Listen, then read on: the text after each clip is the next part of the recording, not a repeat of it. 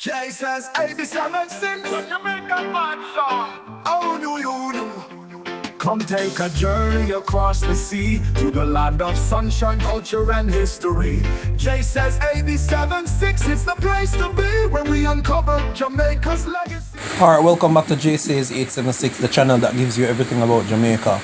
Now guys, I just want to give you guys a quick highlight of some of the things that are happening over here in St. Thomas. Now this area is Wilmington, St. Thomas, and I'm just going to give you some pictures of some of the things that have already started to happen, guys.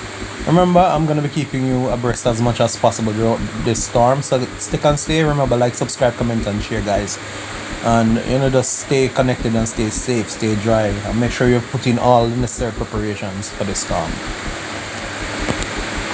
Don't be naive about this storm, guys, because this storm is going to be a very powerful storm. If you remember Hurricane Gilbert in 1988, this one is going to be worse.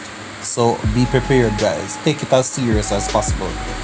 Don't pretend as if it's just going to be a little breeze. This one is the real deal.